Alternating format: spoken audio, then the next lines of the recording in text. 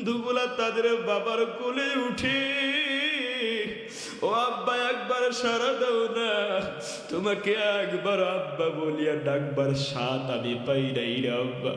আমার নবী মুহাম্মদ বাবা আব্দুল্লাহর কবরে বারবার বলে আব্বা, আর গড়াগড়ি করে কান্না করে। হযরত মা আমেনাও কান্না করে, সন্তানের চোখের পানি মা আমেনার সহ্য হয় না। আল্লাহ রাব্বুল আলামিন দৌড়ায় জিবরাইলকে বলে, জিবরাইল দৌড়ায় যাও, আমার নবীর মুহাম্মদের চোখের পানি আমার সহ্য হয় না, আমার দোস্তর চোখের পানি যেন জমিনের মধ্যে না পড়ে। ওই জিবরাইল দৌড়ে আসছে, নবীকে কোলে নিয়ে দূরে সরায় দেয়। হযরত মা আমেনা কোলের মধ্যে নিয়ে এবার বাড়ির দিকে রওনা দিছে। আমার নবী বাড়িতে যাইতে চায় না, বলে মা আমার মন চায় আমার বাবার কবরের পাশে থেকে যায়, আমার বাবার কবর।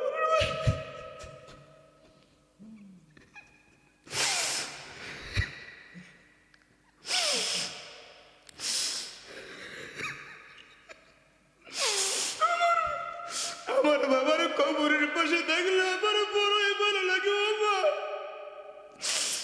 তুমি জানো না, আমার বাবাকে একবার বাবা বইরা ডাকতে পারি না।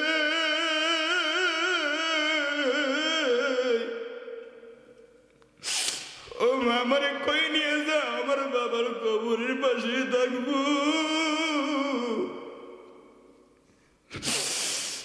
আমার নবীকে জোর করে মা আমেনা কোলে নিয়ে যখন বাড়ির দিকে রওনা দিছে, ও আব্বাজান দিলটা শক্ত হয়ে গেছে, নরম করে দেয়।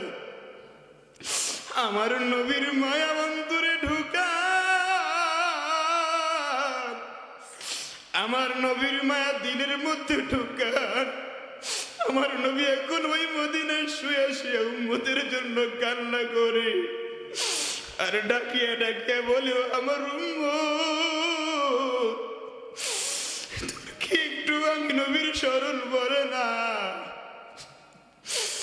নবীকে যখন মা আমেনা খুলে নিয়ে বাড়ির দিকে রওনা দিছে রে বাবা, রাস্তার মাঝামাঝি এসে আমার নবীর মায়ের পেটের ব্যথা শুরু হয়ে গেল। আমার নবীকে মা আমেনা জড়ায় ধরে বলে, বাবা আর বুঝি আমি বাঁচবো না। এতদিন বাবাকে বাবা বলে ডাকতে পারস নাই, আমার চেহারা দেখে বাবার স্বাদ মিটাইছ, এখন মাকে বুঝে হারাইবি রে মুহাম্মদ। আল্লাহ মালাকুল মউত আজরাইলকে পাঠাই দিলেন, আজরাইল যাও আমার দোস্ত মুহাম্মদের মায়ের জানটা কবজ করে দাও। আজরাইল মালাকুল মউত চলে আসছে, আমার নবীর মা আমেনা ওই জমিনের মধ্যে পেটের ব্যথায় ঘোরাঘুরি করে। আমার নবী মাকে জড়ায় ধরে বলে, মা তোমার বুঝি অনেক কষ্ট। ও মা, তুমি কি আমাকে ছেড়ে যাইবার মা? ও মা, তুমি কি জানো না আমার বাবা না? মালাকুল মউত আজরাইল আসি আমার নবীর মায়ের জানটা যখন বের করে নিল, ও এতিম নবীর এতিম উম্মতেরা, ও বাবারা, ও যুবক ভাইরা, দিলটাকে নরম করিয়া দেয়। যখন জানটা বের করিয়া নিল, আমার নবীর মায়ের শরীরে রূহটা নাই, জীবন নাই, লাশটা ওই মাটির মধ্যে জমিনের মধ্যে টান টান হয়ে পড়িয়া রইছে। আমার নবী মায়ের ওই লাশকে জড়ায় ধরে বলে, মা তুমি কি আর কথা বলবা না? ও মা, তোমার এত বড় মা মা বইলা ডাকি একবার সারা দাও না রে মা। আমার নবীর মায়ের তো আর জীবন নাই, শেষবারের মতো বিদায় নিয়ে গেছে। চক্ষু খুলবার আর তো কোনো সুযোগ নাই। আমার নবীর মা ডাকের জবাবটা দেওয়ার মতো আমার নবীর মায়ের সেই শক্তিটাও নাই। আমার নবীর মায়ের লাশটা পড়ে রইল, নবীজি জড়ায় ধরে কান্না করে।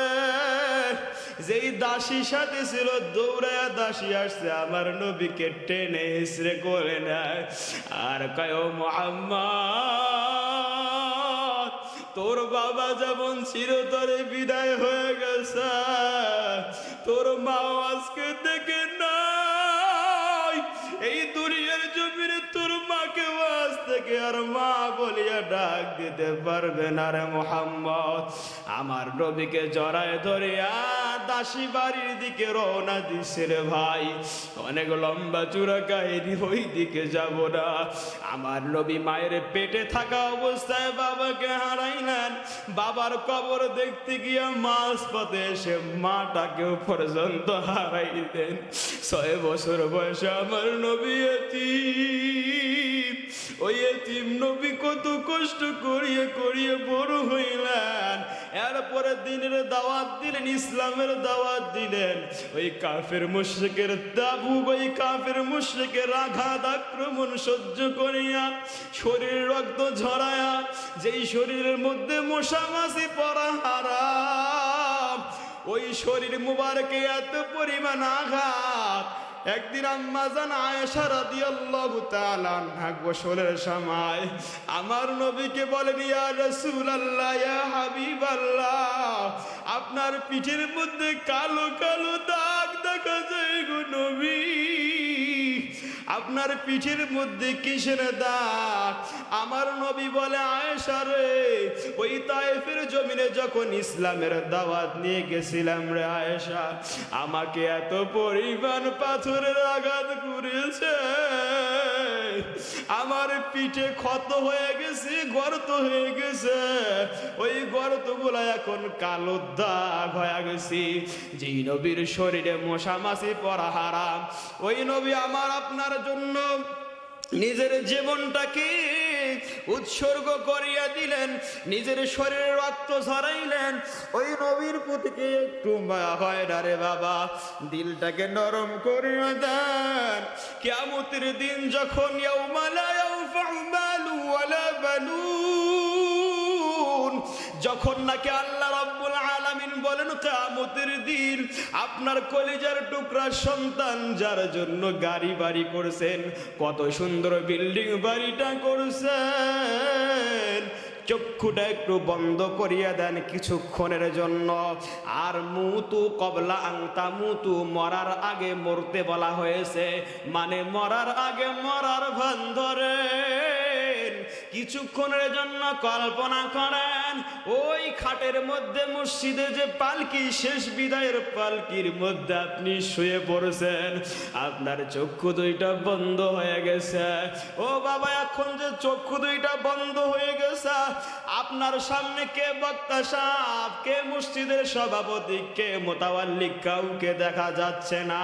আপনার ডানে কে, বামে কে, সামনে কে, পিছনে কে, কাউকে দেখা যায় না। কিন্তু কিছুক্ষণ পরে এই চোখ খোলবারও হয়তো সুযোগ আছে, তবে এমন একটা দিন আসবে সেই দিন চিরতরে চক্ষু দুইটা বন্ধ হয়ে যাইবে, আর ওই চক্ষু দিয়ে কেউ দেখার কোনো সুযোগ নাই। ও ভাইরা আমার, ওই খাটের মধ্যে, খাটনির মধ্যে আপনি শুয়ে পড়ে থাকবেন। আপনাকে ওই শখের বাড়িতে আপনার সন্তান জায়গা দিবে না, আপনার জনম দুঃখী মাটা পর্যন্ত আপনাকে বাড়িতে জায়গা দিবে না। আদরের কলিজার টুকরা ছোট্ট সেই ছোটামণি, ওই আপনার ছেলে মেয়ে পর্যন্ত আপনাকে বাড়িতে জায়গা দিবে না। কেউ বাঁশ বাগানে কাঁচা বাঁশ কাটবার জন্য দৌড়ায়, কেউ মার্কেটের মধ্যে সাদা টুকরা কাপড়ের কাপড় আনবার জন্য দৌড়ায়। আপনার সন্তান পাশের বাড়িওয়ালাদেরকে ডাক দেয়, কে কোথায় আছো? আমার বাবা নাই, নাই, শেষ বিদায়ের মতো চলে গেছে, আর এই দুনিয়ার জমিনে আমার বাবা নাই। সবার একটাই প্ল্যান, সবার একটাই প্ল্যান, কেমনে আপনাকে ওই গর্তের মধ্যে, গোরস্থানের মধ্যে দাফন করা যায়, কত তাড়াতাড়ি আপনাকে দাফন করে দেওয়া যায়। ও ভাই, দিলটাকে নরম করে দেন। যখন নাকি শেষ বিদায়ের গোসলটা দেওয়া শুরু হইবে, আপনাকে বড়ই পাতার গরম পানি দিয়ে গোসল করানো হইবে। আপনি হয়তো চিৎকার করবেন আর বলবেন, কি রে, আমাকে কি শেষ বিদায়ের গোসল দাও? তোমরা কি জানো না কত কষ্টের টাকা দিয়ে এই বাড়িটা বানাইলাম? তোমরা কি জানো না কত এই শখের বাড়িটা বানাইলাম, কত শখের জমি কিনলাম, ব্যাংক ব্যালেন্স করলাম, আজকে কি তোমরা আমাকে শেষ বিদায়ের গোসল দাও? আপনার কথা কেউ শোনে না। আপনার কলিজার টুকরা সন্তানও আপনার কথা শুনবে না, আপনার স্ত্রীও আপনার কথা শুনবে না। যে যার মতো কান্না করবে, শেষ বিদায়ের গোসল দিয়া মসজিদের খাটের মধ্যে উঠাইয়া ওই সাদা কাফনের কাপড় দিয়া চকলেটের মতো পেঁচাইয়া পেঁচাইয়া আপনাকে ওই গোরস্থানের দিকে নিয়ে রওনা দিবে। ও বাবা, দিলটাকে নরম করেন, মনে করবেন আপনার লাশটাকে নিয়ে যাওয়া হচ্ছে এই মুহূর্তে।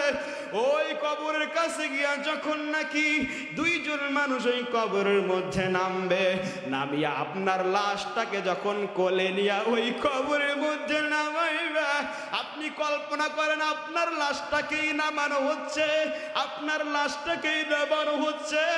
দিলটাকে বুঝান, ও মন, তোমাকেই ওই লাশ হিসাবে কবরে নামানো হচ্ছে। একটু দিলটা নরম করেন আর কল্পনা করেন, ওই কবরের মধ্যে যখন আপনাকে নামানো হলো, আপনি মনে মনে ভাববেন যে এই দুইজন মানুষ নামাইছে, এরা বুঝি আমার সঙ্গী হয়ে যাইবে। কিছুক্ষণ পরে দেখো যে ওই দুইজন মানুষ লাফ দিয়ে উঠিয়া গেল। এরপরে বাঁশের চাটাই দিয়ে যখন মাটিগুলো দেওয়া হয় আস্তে আস্তে, ওই দিনের বেলাও কবরটা এত ঘুটঘুটে অন্ধকার, নিজের শরীরটা পর্যন্ত দেখা দেয় না। কিছুক্ষণ সন্তান দাঁড়ায় দাঁড়ায় আব্বা আব্বা বলিয়া কান্না করে চোখের পানি ছাড়িয়া যায়। কিন্তু যখন সন্ধ্যা হয়ে গেল, নিজের আপন কলিজার টুকরা সন্তানটা আর আপনার কবরের পাশে নাই, আপনার স্ত্রী ও আদরের স্ত্রীও আপনার কবরের পাশে নাই। ও পর্দার আড়ালের মা, ও পর্দার আড়ালের বোন, কার জন্য আজকে পাগল? এখন চক্ষু দুইটা বন্ধ হইলে মা, তোমার তো শেষ ঠিকানা ওই কবরস্থানের ছোট্ট একটা গর্তরে মা। যে যার যার মতো সন্ধ্যাবেলা বাড়িতে চলে আসলো, রাতের অন্ধকারে সবাই যার যার ঘরে বাতি জ্বালাইলো। আপনার কবরে বাতি জ্বালানোর জন্য আপনার কলিজার টুকরা সন্তানটা আর যাবে না, আপনার মাও যাবে না, আপনার কাছের বন্ধুও যাবে না। রাত্রি গভীর হয়ে গেছে, অন্ধকার রাত্রি, যে যার মতো বাড়িতে ঘুমায়। আপনি একা ওই কবরের মধ্যে অসহায়, আপনি চিৎকার করে সন্তানকে ডাকেন, সন্তান আপনাকে চেনে না। ও আমার বেগুন বাড়ির মুসলমান ভাইরা, বাবারা, দাদারাও, ও যুবক ভাই, একটু কল্পনা করিয়া নিজের ক্ষেত্রে এটা একটু মনে করেন আর মনকে বুঝান। ওই কবরে তো তোর কেউ থাকবে না। ওই কবরে যাওয়ার আগে যদি কবরের সামান জোগাইতে না পারি, কবরকে সুন্দর করতে না পারি, কবরের আসল মান সামান যদি দুনিয়াতে থাকা অবস্থায় কামাইতে না পারি, আর যদি জাহান্নামী হয়ে যায়, ওই কবরের দুই পাশের মাটির চাপ, এক পাশের হাড়গুলো আরেক পাশে মটমট করিয়া ঢুকিয়া যাইবে। ওই কবরের মধ্যে আগুন জ্বালায় দেওয়া হইবে। জাহান্নামের বিষাক্ত বিষধর সাপকে নিয়োজিত করা হইবে আর সবল মারবে, কোনো দিকে পালানোর কোনো সুযোগ থাকবে না। ও আবার ভাই, ওই কিয়ামতের দিন যখন নাকি আল্লাহর সামনে দাঁড়াইব, আল্লাহর সামনে দাঁড়াইব যখন কিয়ামতের দিন ওই সূর্যটা এত কাছে চলে আসবে, মাথার যে খুলিটা ফটফট করিয়া ফাটিয়া চৌচির হয়ে যাইবে, মাথার মগজটা গলিয়া গলিয়া গলিয়া গলিয়া শরীরে বায়া বায়া পড়বে। আমার নবী বেলালকে ডাক দিয়া বলে, বেলাল এই দিকে আয়, এই দিকে আয়। وفضل زمانا على زمان كما فضل مكانا على مكان وإنسانا على إنسان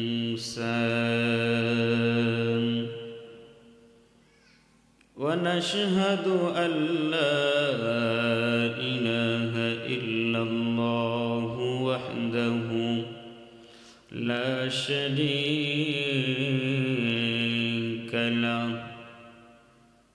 ونشهد أن محمدا عبده ورسوله أرسله بالحق بشيرا ونذيرا أما بعد فأعوذ بالله من الشيطان الرجيم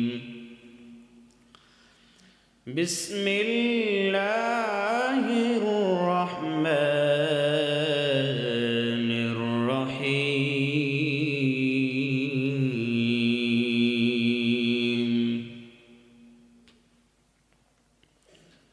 يا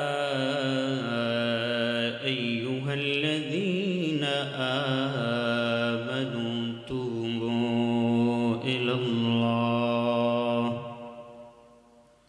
توبة نصوحا إلى آخر الآية.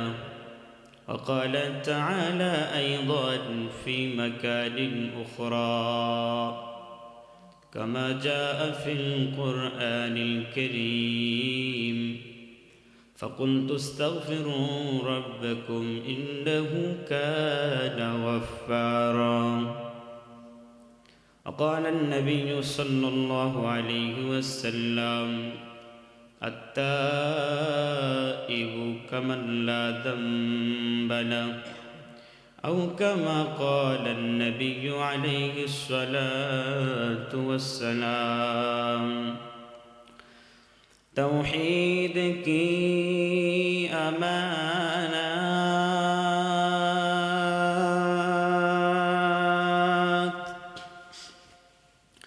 سینوں میں ہے ہمارے آسان نہیں مٹانا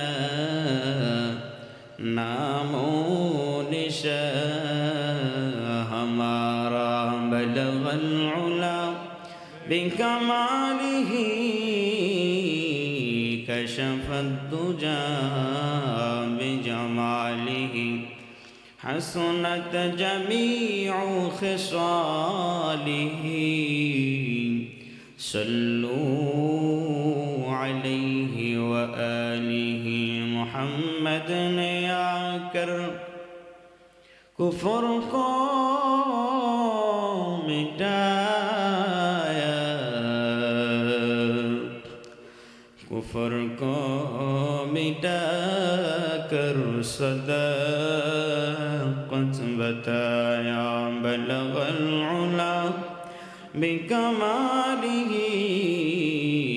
کشف الدجى بجمالہ حسنت جميع خصاله صلوا عليه وآله ما جر باجر غير الله আসমান জমিন গায়রুল্লাহ সাগর নদী গায়রুল্লাহ সেজদা করব এক আল্লাহর লা ইলাহা মান ক্বালা লা ইলাহা ইল্লাল্লাহ ইল্লা ফুতিহাত লাহু আবওয়াবুস সামা। আল্লাহর নবী জানায় দেন, বান্দা একবার যদি দিল থেকে খালেস নিয়তে একনিষ্ঠভাবে মাওলা পাককে রাজি খুশি করবার লক্ষ্যে দুনিয়ার জমিনে কাউকে মাঝখানে না রেখা একমাত্র মনে করবে বান্দা, আমি এবং আল্লাহর মাঝে কেউ নাই, কেউ নাই, কেউ নাই, কেউ নাই, একমাত্র আমার আল্লাহ আর আমি ওই মাওলাকে শোনার জন্যই জিকির করলাম। বান্দা একবার এরকম দিল নিয়ে খালেস নিয়তে একনিষ্ঠভাবে খাঁটি মনে আল্লাহর মোহাব্বত নিয়া, নবীর মোহাব্বত নিয়া যদি মান ক্বালা লা ইলাহা ইল্লাল্লাহ, একবার বান্দা লা ইলাহা ইল্লাল্লাহ এই বাক্যটা পাঠ করে একবার মাত্র, আল্লাহর রাসূল প্যারা নবী জানায় দেন, ইল্লা ফুতিহাত লাহু আবওয়াবুস সামা, আসমানের যত দরজা আল্লাহ রাব্বুল আলামিন সব দরজাগুলো খুলিয়া দেন। আর আপনার এই জিকিরের বাক্যটার একটা আকৃতি দান করা হয়, একটা অবয়ব দান করা হয়। আল্লাহ রাব্বুল আলামিনের 7 আসমানের দরজাগুলা দিয়া ওই আসমানের আরশে মহল্লায় আল্লাহ রাসূল বলেন হাত্তা তুফজিয়া ইলাল আরশ, একেবারে আল্লাহ রাব্বুল আলামিনের আরশ পর্যন্ত এই লা ইলাহা ইল্লাল্লাহ বাক্যটা বান্দার পৌঁছায়া যায়। এই লা ইলাহা ইল্লাল্লাহ বাক্যটা যখন নাকি রব্বে কারীমের আরশে মহল্লা পর্যন্ত পৌঁছে যায়, যাওয়ার পরে বলে, ও দয়ার মালিক আল্লাহ, ওই যে তাকায় দেখেন বেগুন বাড়ি কেন্দ্রীয় মসজিদের সামনে কিছু বান্দা লা ইলাহা ইল্লাল্লাহ এই কালিমাটা পড়েছি। আল্লাহ, যতক্ষণ না আপনার বান্দাকে আপনি ক্ষমা না করবেন, যতক্ষণ না গুনাহ মুক্ত না করবেন, যতক্ষণ না তাদের পাপ মোচন না করবেন, আমি লা ইলাহা ইল্লাল্লাহ এই কালেমা ফেরত যাব না। ও নবীর উম্মতের দল, ও যারা বাড়িতে বসে আছে বেগুন বাড়ির ভাই, রব্বে কারীমের মোহাব্বত কি তোর দিলে নাই? রব্বে কারীম কত মোহাব্বত করে তোরে বানাইল, কি পরিমাণ মোহাব্বত করিয়া তোরে মায়ের পেটে পাঠাইল। আমি প্রায় মাহফিলে বলি, একজন মানুষের যদি আরেকজন মানুষের কাছে প্রয়োজন হয় লিখিত কিংবা মৌখিকভাবে আবেদন করে, বন্ধুর কাছে বন্ধুর প্রয়োজন না চাইলে সহজে বন্ধু দিতে চায় না। বাবার কাছে সন্তানের প্রয়োজন, বাবার কাছে না চাইলে বাবা দিতে চায় না। সন্তানের কাছে বাবার প্রয়োজন, সন্তানের কাছে বাবা আবদার না করলে সন্তান দিতে চায় না, দিতে চায় না, দিতে চায় না। এমনকি জনম দুঃখী মা, ওই মায়ের কাছেও সন্তানকে আবদার করতে হয়, বাহানা ধরতে হয়।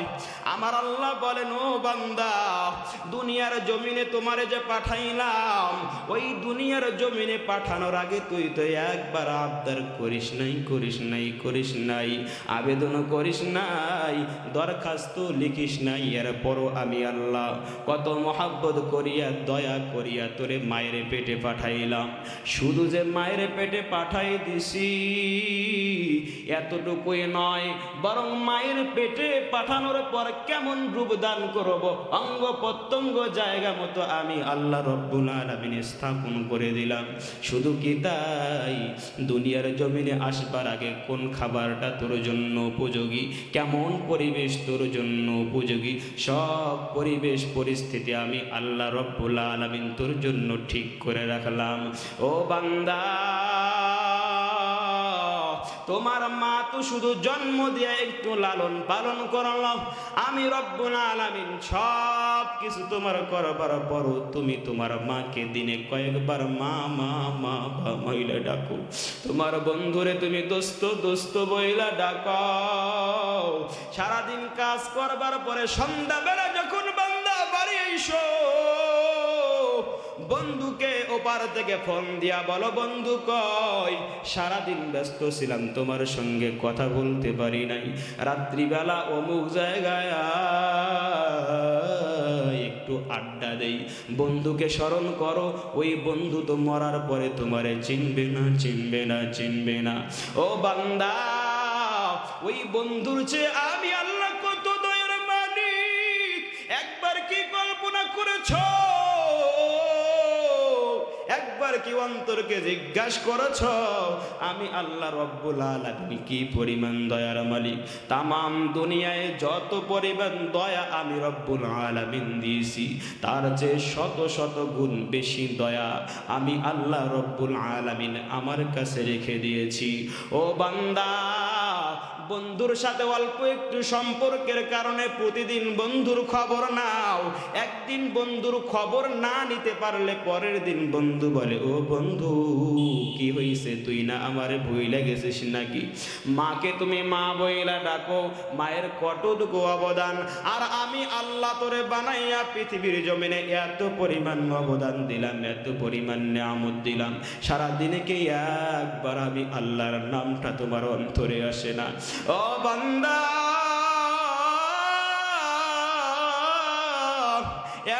একবার যদি আমি আল্লাহকে আল্লাহ বইলা ডাক দাও, আমি আল্লাহ কেমন খুশি হয়। একজন মানুষ মৃত্যুর দ্বার প্রান্তে চলে গেছে, মরে যাবে, মরে যাবে, মৃত্যু নিশ্চিত। সেই মৃত্যু থেকে, মৃত্যুর হাত থেকে বেঁচে আসলে কি পরিমাণ খুশি হয়। ওই বান্দার চেয়েও আমি আল্লাহর কাছে যখন নাকি কোনো বান্দা আল্লাহ বলিয়া একবার ডাক দেয় আর বলে, ও দয়ার মালিক, যেই পরিমাণ আপনি নিয়ামত দিয়ে আমাকে ভরপুর করে রেখেছেন, ওই পরিমাণ তোমার ইবাদত করতে পারি না, ওই পরিমাণ তোমার শুকরিয়া আদায় করতে পারি না। ও দয়ার মালিক আল্লাহ, ওই পরিমাণ তোমার ইবাদত করতে পারি না, আমি বড় অপরাধী আল্লাহ, আমাকে ক্ষমা করে দাও। বান্দা যখন একবার এরকম বলিয়া আল্লাহর কাছে ক্ষমা চাইবি, আমার আল্লাহ বলেন, ও বান্দা, ওই মৃত্যুর হাত থেকে যেই বান্দাটা বাঁচিয়া আসছি, ওই বান্দার চেয়ে হাজার হাজার গুণ আমি আল্লাহ বেশি খুশি হয়ে যাই। हकीकत से तो दुनिया बेखबर है, दुनिया की नुमाइश पर नजर है, नबी गोयाम के अज दुनिया जुदा बश, बहर कारे के बाशी बा खुदा बाश, जिसते दुनिया از خدا غافل بودن، نیقماشو نقرا و فرزند زن، لا اله الا الله، الله الله الله الله الله الله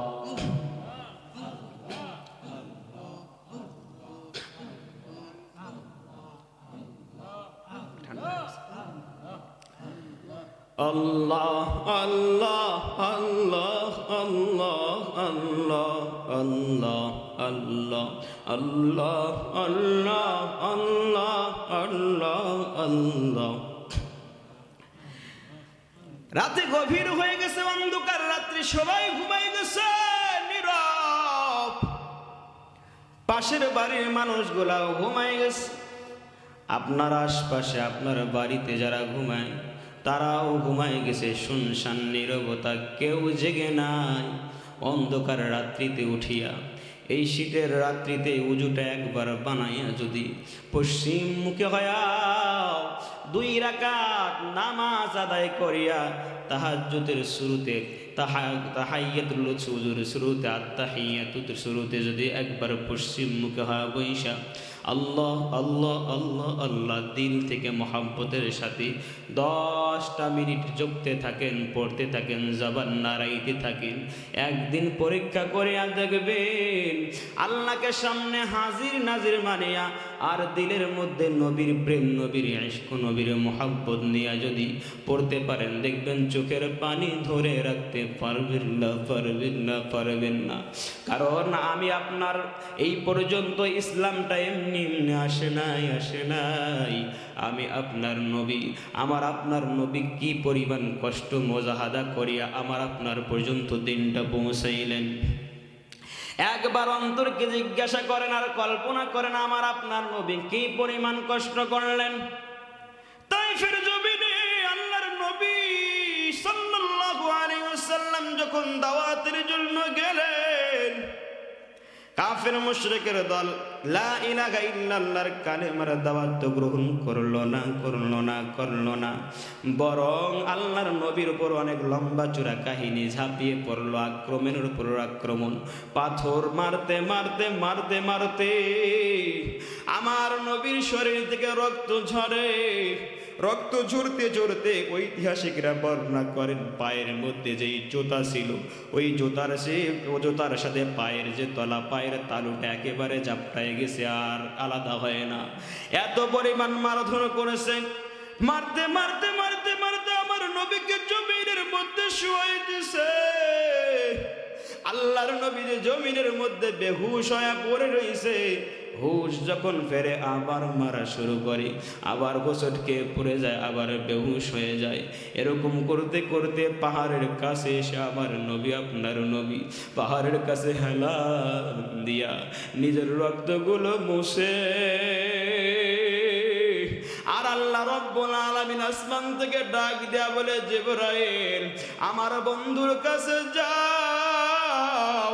আমার বন্ধুরে যারা এভাবে কষ্ট দিয়েছে, আমার বন্ধুর উপরে যারা আক্রমণ করে আঘাত করে রক্ত ঝরাইছে, তাদের ব্যাপারে আমার বন্ধু যা বলবে তাই আমি সিদ্ধান্ত নেব। জিবরাইল আলাইহিস সালাম নবীজির সামনে আসলেন। ইয়া রাসূলুল্লাহ, ইয়া হাবিবাল্লাহ, ওই কাফির মুশরিকের দল আপনাকে আক্রমণ করেছে। আপনার দোস্ত আল্লাহ ওই আসমান থেকে তাকায় তাকায় তাকায় তাকায় দেখেছেন, ওনার সহ্য হয় না রে নবী। আপনি যে আদেশ করবেন, আপনি যদি আদেশ করেন, ওই যে বড় বড় তাইফের জমিনের পাহাড়, ওই পাহাড়গুলো উঁচু করিয়া যারা নাকি আপনাকে আক্রমণ করেছে তাদেরকে পিষ্ট করে ফেলা হবে, ভর্তা করে ফেলা হবে। আমার নবীর উত্তর কি ছিল? ভাইরা আমার, একটু দিলকে বুঝান, দিলকে একটু নাড়া দেন, দিলটা একটু নরম করেন। আমার নবীজি উত্তরটা কে দিয়েছিলেন? আমার নবী বলেন, জিবরাইল, আজকে হয়তো এই তায়েফের জমিনের কাফের মুশরিকরা আমার চিনে নাই, কিন্তু এমন একটা দিন আসবে এদের মাধ্যমে আল্লাহ রব্বুল আলামিন ইসলামের কাজ করাইবেন, কাজ করাইবেন, কাজ করাইবেন। একটা সময় গিয়ে দেখেন এই তায়েফের জমিনের মধ্যেই কিন্তু আল্লাহ রব্বুল আলামিন ইসলামকে ফুটিয়ে তুলছেন, ইসলামকে জিন্দা করেছেন। আমার নবী যখন নাকি মক্কার বাইতুল্লাহ কাবার সামনে দাঁড়াইয়া আল্লাহু আকবার বইলা নামাজে দাঁড়াইলেন, সেজদার মধ্যে গেছেন, সেজদায় থাকা অবস্থায় আবু জাহেল, উতবা, সাইবা সহ বড় বড় কাফেরের দল অর্ডার দেয় যে বড় বড় নারী ভুঁড়ি, উটের নারী ভুঁড়ি আইনা মুহাম্মদের পিঠের মধ্যে রেখে দাও, বড় বড় নারী ভুঁড়ি আইনা।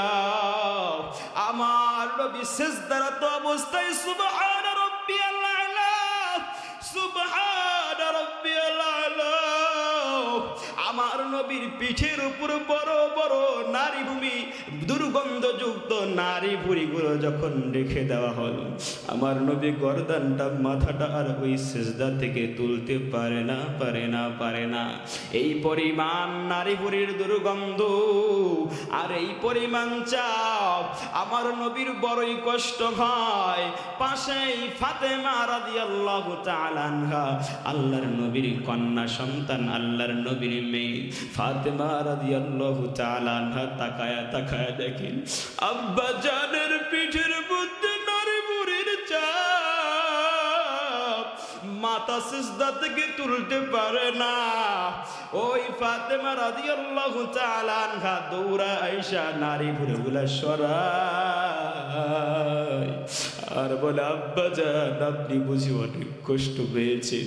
আমার নবী এত কষ্ট পাওয়ার পর সেই দিন জবাব কি দিয়েছিল?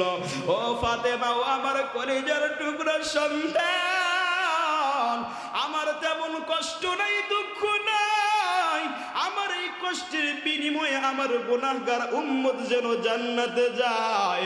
আমি নবীর একটাই মাত্র চাওয়া, আমার উম্মত যেন জাহান্নামে না যায়, না যায়, না যায়। আমার নবী এতিম নবী, এই পৃথিবীর জমিনে আসবার আগে আমার নবী বাবাকে হারাইলেন। মায়ের পেটে থাকা অবস্থায় বাবা নাই। পৃথিবীর জমিন থেকে বাবা আব্দুল্লাহ বিদায় নিয়ে গেলেন।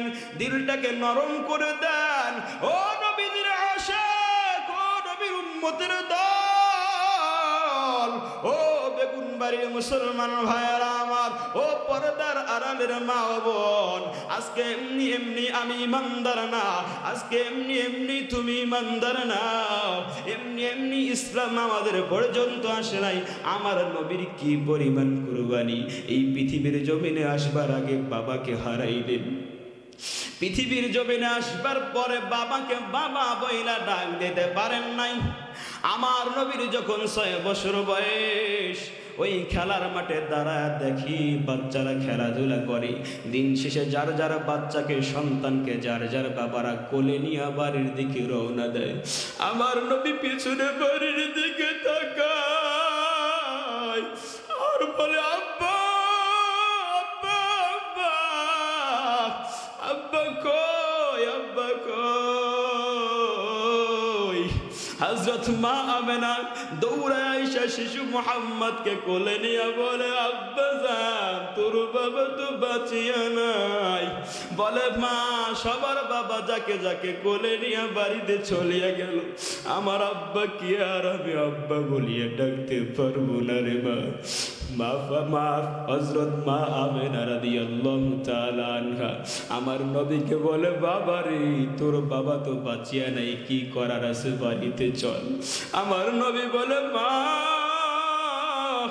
জন্মের পরে একবার বাবাকে বাবা বলিয়া ডাকতে পারলাম না, আমার বাবার শেষ ঠিকানাটা কোথায় হয়েছে, আমার বাবার কবরটা আমি দেখতে চাই। আমার নবীর মা হযরত মা আমেনা রাদিয়াল্লাহু তাআলা আনহা দৌড়াইয়া নবীজির দাদা আব্দুল মুত্তালিবের কাছে রওনা দিয়ে দিলেন। ও আব্দুল মুত্তালিব, আমার আব্বা জান, ও শ্বশুর আব্বা জান, তোমার নাতি মুহাম্মদ তার বাবার কবর দেখার জন্য হয়রান হয়ে গেছে, পাগল হয়ে গেছে, কান্না শুরু করে দিয়েছে। তোমার নাতি মুহাম্মদকে তার বাবার কবর, আব্দুল্লাহর কবর না দেখানো পর্যন্ত সে থামতেছে না, থামতেছে না। দাদা আব্দুল মুত্তালিব একজন দাসী সঙ্গে করে দিয়া আমার নবীর মা হযরত মা আমেনাকে বলে, যাও মুহাম্মদকে তার বাবার কবর, আব্দুল্লাহর কবর দেখায় আনো। আমার নবীকে সাথে নিয়ে হযরত মা আমেনা রওনা দিয়েছেন যে আব্দুল্লাহ, বাবা আব্দুল্লাহর কবর আজকে দেখাবেন, দিলটাকে নরম করিয়া দেন। আমার নবীকে সঙ্গে নিয়ে যখন নাকি নবীজির বাবা আব্দুল্লাহর কবরের কাছাকাছি গেলেন, নবীজির মা হযরত মা আমেনার চোখের পানিতে বুকটা ভিজিয়া যায়। সন্তানের সেই দিনের কথাগুলো মনে হয়। এই শিশু মুহাম্মদকে পেটে রাখা অবস্থায় বাবাকে হারাইছে, স্বামী নাই, স্বামী নাই। সন্তানকে জন্ম দেওয়ার পর একবারও সন্তান বাবাকে বাবা বইলা ডাকতে পারে নাই, বাবার কোলে একবার উঠতে পারে নাই। আমার নবীকে যখন নাকি কবরের কাছাকাছি গিয়া ছেড়ে দেওয়া হলো, নবী দৌড়ায় যায় আর ওই বাবার কবরের পাশে গিয়া বাবার কবরে হাতটা দিয়া বলে, আব্বা আব্বা আব্বা কেন কথা বলো রে আব্বা? জন্মের পরে একবার তোমার আব্বা বলিয়ে ডাকতে পারি নাই। ও আব্বা, আমাদের বাড়ির পাশের সন্তানগুলা, বাচ্চাগুলা, আমার বন্ধুগুলা তাদের বাবার কোলে উঠে, ও আব্বা একবার সারা দাও না। তোমাকে একবার আব্বা বলিয়া ডাকবার সাথ আমি পাই নাই রে আব্বা। আমার নবী মুহাম্মদ বাবা আব্দুল্লাহর কবরে বারবার বলে আব্বা, আর গড়াগড়ি করে কান্না করে। হযরত মা আমেনাও কান্না করে, সন্তানের চোখের পানি মা আমেনার সহ্য হয় না। আল্লাহ রাব্বুল আলামিন দৌড়ায় জিবরাইলকে বলে, জিবরাইল দৌড়ায় যাও, আমার নবীর মুহাম্মদের চোখের পানি আমার সহ্য হয় না। আমার দোস্তর চোখের পানি যেন জমিনের মধ্যে না পড়ে। ওই জিবরাইল দৌড়ায় আসছে, নবীকে কোলে নিয়ে দূরে সরায় দেয়। হযরত মা আমেনা কোলের মধ্যে নিয়ে এবার বাড়ির দিকে রওনা দিছে। আমার নবী বাড়িতে যাইতে চায় না, বলে মা আমার মন চায় আমার বাবার কবরের পাশে থেকে যায়, আমার বাবার কবর।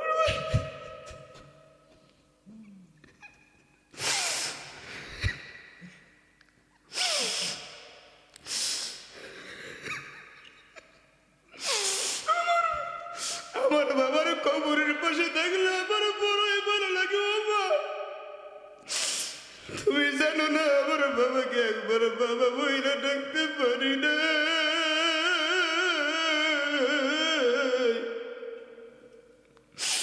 ও মা, আমারে কই নিয়ে যা, আমার বাবার কবরের পাশে থাকবো। আমার নবীকে জোর করে মা আমেনা কোলে নিয়ে যখন বাড়ির দিকে রওনা দিছে, ও আব্বাজান দিলটা শক্ত হয়ে গেছে, নরম করে দেয়। আমার নবীর মায়া অন্তরে ঢুকা, আমার নবীর মায়া দিলের মধ্যে ঢুকান। আমার নবী এখন ওই মদিনায় শুয়ে শুয়ে উম্মতের জন্য কান্না করে, আর ডাকিয়া ডাকিয়া বলে, আমার উম্মত কি একটু আমি নবীর স্মরণ পড়ে না। নবীকে যখন মা আমেনা খুলে নিয়ে বাড়ির দিকে রওনা দিছে রে বাবা, রাস্তার মাঝামাঝি এসে আমার নবীর মায়ের পেটের ব্যথা শুরু হয়ে গেল। আমার নবীকে মা আমেনা জড়ায় ধরে বলে, বাবা আর বুঝি আমি বাঁচবো না। এতদিন বাবাকে বাবা বইলে ডাকতে পারস তাই আমার চেহারা দেখে বাবার স্বাদ মিটাইছ, এখন মাকেও বুঝে হারাইবি রে মুহাম্মদ। আল্লাহ মালাকুল মউত আজরাইলকে পাঠাই দিলেন, আজরাইল যাও আমার দোস্ত মুহাম্মদের মায়ের জানটা কবজ করে দাও। আজরাইল মালাকুল মউত চলে আসছে। আমার নবীর মা আমেনা ওই জমিনের মধ্যে পেটের ব্যথায় ঘোরাঘুরি করে। আমার নবী মাকে জড়ায় ধরে বলে, মা তোমার বুঝি অনেক কষ্ট। ও মা, তুমি কি আমাকে ছেড়ে যাইবার মা? ও মা, তুমি কি জানো না আমার বাবা না? মালাকুল মউত আজরাইল আসি আমার নবীর মায়ের জানটা যখন বের করে নিল, ও এতিম নবীর এতিম উম্মতেরা, ও বাবারা, ও যুবক ভাইরা, দিলটাকে নরম করিয়া দেয়। যখন জানটা বের করিয়া নিল, আমার নবীর মায়ের শরীরে রূহটা নাই, জীবন নাই। লাশটা ওই মাটির মধ্যে, জমিনের মধ্যে টান টান হয়ে পড়িয়া রইছে। আমার নবী মায়ের ওই লাশকে জড়ায় ধরে বলে, মা তুমি কি আর কথা বলবা না? ও মা, তোমার এত বড় মা মা বইলা ডাকি একবার সারা দাও না রে মা।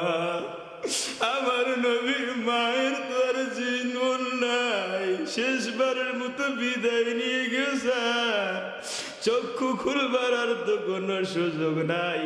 আমার নবীর মা ডাকের জবাবটা দেওয়ার মতো আমার নবীর মায়ের সেই শক্তিটাও নাই। আমার নবীর মায়ের লাশটা পড়ে রইল, নবীজি জড়ায় ধরে কান্না করে। যেই দাসী সাথে ছিল দৌড়ায় দাসী আসছে, আমার নবীকে টেনে হিসড়ে করে নেয় আর কয়, ও মুহাম্মদ, তোর বাবা যেমন চিরতরে বিদায় হয়ে গেছে, তোর মাও আজকে দেখে নাই। এই দুনিয়ার জমিনে তোর মাকে আজ থেকে আর মা বলিয়া ডাক দিতে পারবে না রে মুহাম্মদ। আমার নবীকে জড়ায় ধরিয়া দাসী বাড়ির দিকে রওনা দিছে রে ভাই। অনেক লম্বা চূড়া কাহিনী, ওই দিকে যাব না। আমার নবী মায়ের পেটে থাকা অবস্থায় বাবাকে হারাইলেন। বাবার কবর দেখতে গিয়া মাঝ পথে এসে মাটাকেও পর্যন্ত হারাইলেন। 6 বছর বয়সে আমার নবী এতিম। ওই এতিম নবী কত কষ্ট করিয়ে করিয়ে বড় হইলেন। এরপরে দিনের দাওয়াত দিলেন, ইসলামের দাওয়াত দিলেন। ওই কাফের মুশরিকের তাবুক, ওই কাফের মুশরিকের আঘাত আক্রমণ সহ্য করিয়া শরীর রক্ত ঝরায়া, যেই শরীরের মধ্যে মশা মাছি পড়া হারাম, ওই শরীর মুবারকে এত পরিমাণ আঘাত। একদিন আম্মা জান আয়েশা রাদিয়াল্লাহু তাআলা আনহা গোসলের সময় আমার নবীকে বলেন, ইয়া রাসূলুল্লাহ, ইয়া হাবিবাল্লাহ, আপনার পিঠের মধ্যে কালো কালো দাগ দেখা যায় গো নবী। আপনার পিঠের মধ্যে কিসের দাগ? আমার নবী বলে, আয়েশা রে, ওই তায়েফের জমিনে যখন ইসলামের দাওয়াত নিয়ে গেছিলাম রে আয়েশা, আমাকে এত পরিমাণ পাথরের আঘাত করেছে, আমার পিঠে ক্ষত হয়ে গেছে, গর্ত হয়ে গেছে। ওই গর্তগুলা এখন কালো দাগ হয়ে গেছে। যেই নবীর শরীরে মশা মাছি পড়া হারাম, ওই নবী আমার আপনার জন্য নিজের জীবনটাকে উৎসর্গ করিয়া দিলেন, নিজের শরীরে রক্ত ঝরাইলেন। ওই নবীর প্রতি একটু মায়া হয় না রে বাবা? দিলটাকে নরম করিয়া দেন। কিয়ামতের দিন যখন ইয়াউমা লা ইয়ানফাউ মালু ওয়ালা বানুন, যখন নাকি আল্লাহ রাব্বুল আলামিন বলেন কিয়ামতের দিন আপনার কলিজার টুকরা সন্তান যার জন্য গাড়ি বাড়ি করেছেন, কত সুন্দর বিল্ডিং বাড়িটা করেছেন, চক্ষুটা একটু বন্ধ করিয়া দেন কিছুক্ষণের জন্য। আর মুতু কবলা আংতা মুতু, মরার আগে মরতে বলা হয়েছে, মানে মরার আগে মরার ভান ধরেন। কিছুক্ষণের জন্য কল্পনা করেন, ওই খাটের মধ্যে মসজিদে যে পালকি, শেষ বিদায়ের পালকির মধ্যে আপনি শুয়ে পড়েছেন, আপনার চক্ষু দুইটা বন্ধ হয়ে গেছে। ও বাবা, এখন যে চক্ষু দুইটা বন্ধ হয়ে গেছে, আপনার সামনে কে বক্তা সাহেব, কে মসজিদের সভাপতি, কে মোতাওয়াল্লি, কাউকে দেখা যাচ্ছে না। আপনার ডানে কে, বামে কে, সামনে কে, পিছনে কে, কাউকে দেখা যায় না। কিন্তু কিছুক্ষণ পরে এই চোখ খোলবারও হয়তো সুযোগ আছে। তবে এমন একটা দিন আসবে, সেই দিন চিরতরে চক্ষু দুইটা বন্ধ হয়ে যাইবে, আর ওই চক্ষু দিয়া কাউকেও দেখার কোনো সুযোগ নাই।